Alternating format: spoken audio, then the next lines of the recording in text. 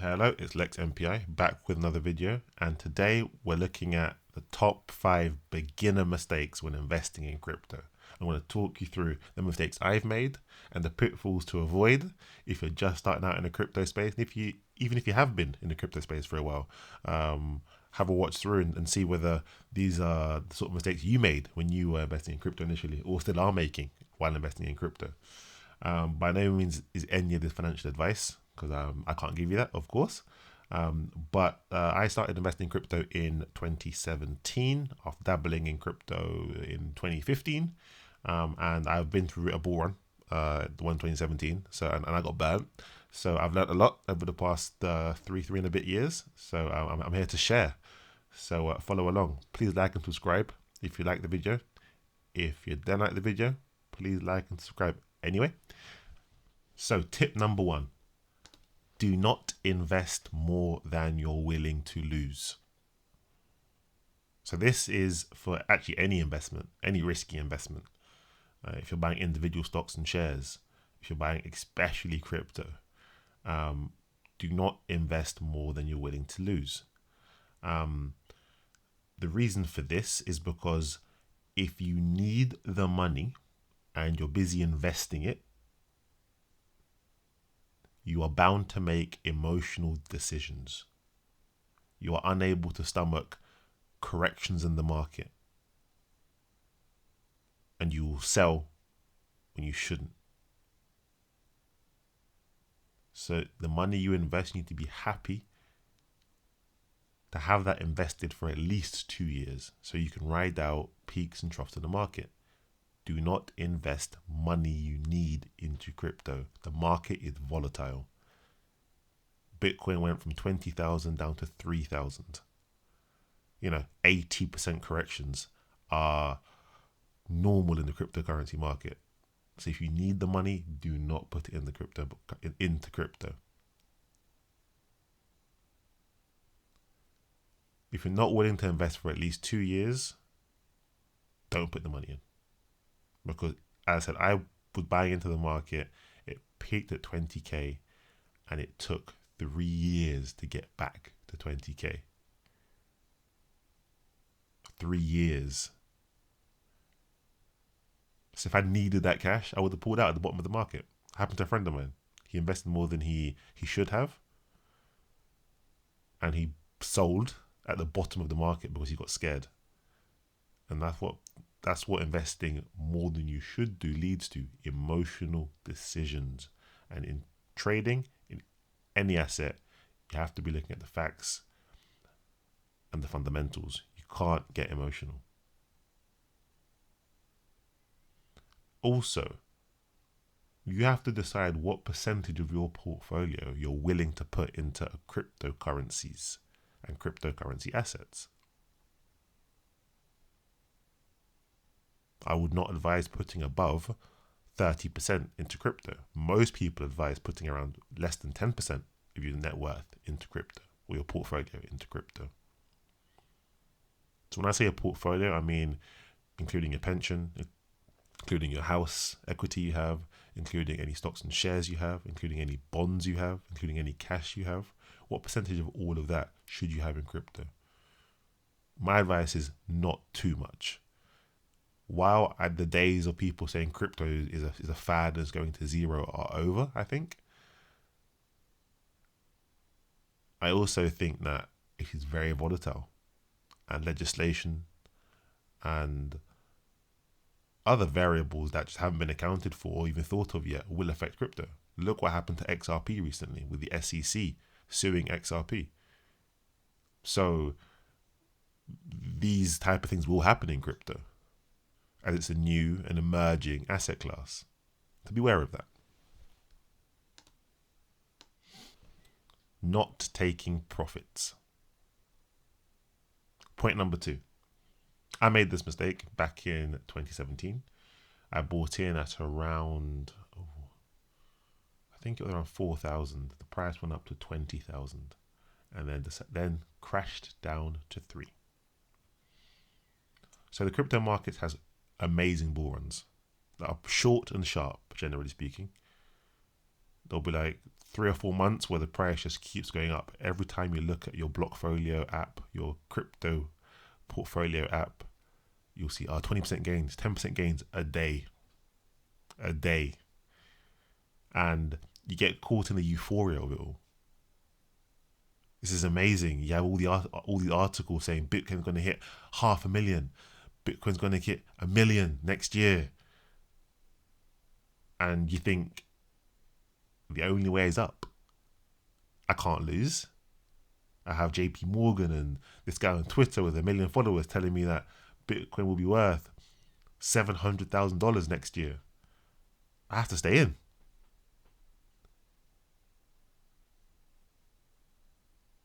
And you have the hodlers who say buy it and just hold. That's a strategy. But my advice is have a few targets.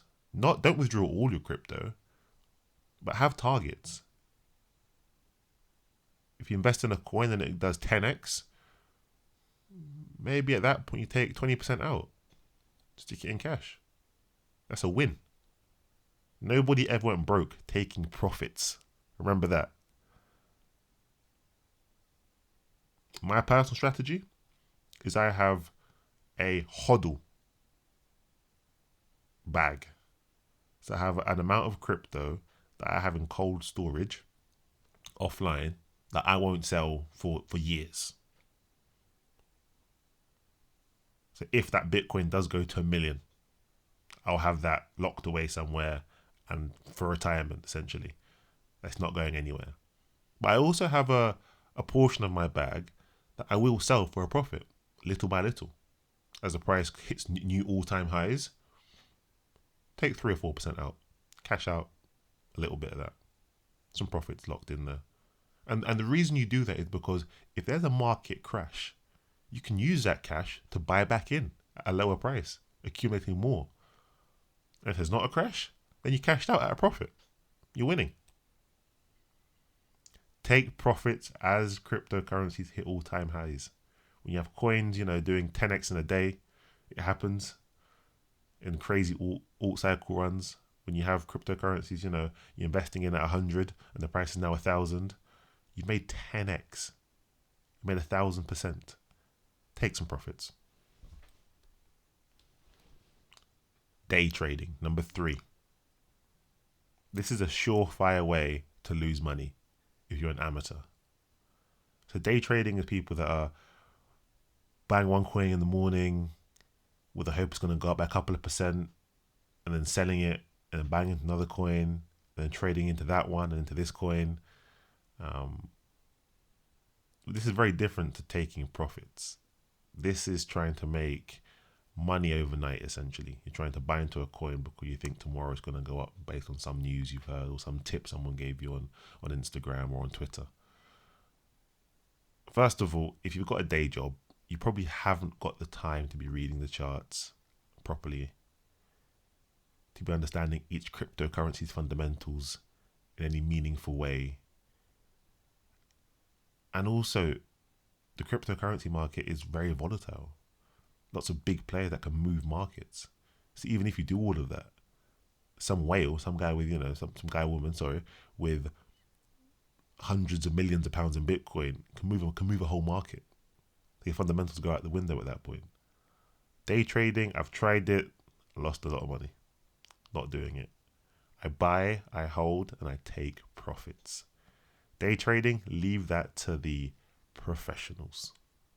The people that are trading all day, every day. It's not for your eye. It's not for beginners. You buy, you hold, you sell. Only looking at BTC, Bitcoin. Another mistake a lot of beginners make. Bitcoin is the flagship cryptocurrency. It's the cryptocurrency everyone's looking at. It's the cryptocurrency all the headlines are about. It's the first cryptocurrency you probably ever heard of. So that's the first coin you're going to buy. Of course it is. And it should be the first coin you buy. But it shouldn't be the only coin you buy. So in 2017, the bull run, getting back into crypto, I put everything into Bitcoin initially. And then I started doing my research and I started finding out about other coins. Ripple, Ethereum, Cardano, Tron, and multiple others. And the truth of the matter is that while you will make great gains on Bitcoin in the bull run, you'll make even more gains in the altcoins. Now, I'm not advising you don't buy any Bitcoin and you stick it all into a random coin nobody's ever heard of. That's number 100, number 2000 on coin market cap. Have probably the majority of your crypto holdings in Bitcoin, but have Ethereum in there at 20% of your cryptocurrency portfolio. Once again, these are just numbers I'm throwing out there. Don't, you need to assess the risk you're willing to take on. But, mixing up Bitcoin with Ethereum, with a bit of Litecoin, with a few other smaller coins that have potential, is a smart way to go. You're hedged. You're mostly in Bitcoin. But also, if some of these smaller coins outpace Bitcoin's growth, you're winning. So don't just get caught up in just looking at Bitcoin. Take a look at other cryptocurrencies too, because there are some great projects out there with good fundamentals. Not securing your coins. There are two places to hold your coins. There is on an exchange, and there is in cold storage on a wallet, where you own the private key. On an exchange essentially is keeping your crypto on Binance, keeping it on Coinbase, keeping it on Bittrex, where you can trade it. Now, these cryptocurrency exchanges are reasonably secure. However, they have been hacked. Google Mt. Gox, if you're not familiar with that one, and you will see exactly what I mean. There is a saying in the crypto world, not your keys, not your coins. What that means is that in crypto, you can have a personal wallet where you have the private key to it. With that private key, you have access to that wallet. Wherever that key goes, that wallet goes. When you put your cryptocurrency on an exchange, you don't have the private keys to your crypto. The exchange does, and you're trusting the exchange. So, with any cryptocurrency you're not actively trading and you're holding for the long term, secure it in a private wallet. In cold storage, offline. So it's not hackable, and only a person with the private key has access to those cryptocurrencies. If you ever lose your private key, your coins are gone, finito, vanished, never coming back. Be aware of that, because unlike buying stocks and shares or having a bank account, if you forget your PIN, if you forget your password, you ring up your company that dealing with your shares for you and you say, I'm Joe Blogs, here's my passport, here's my password, blah, blah, blah, blah. Oh, don't worry, sir, account unlocked. Bitcoin does not have a customer service telephone number. If you lose your private key, your coins are gone. The last thing you want is to have 110,000 in cryptocurrency in a wallet and you lost the private key, because guess what? You're not getting it back.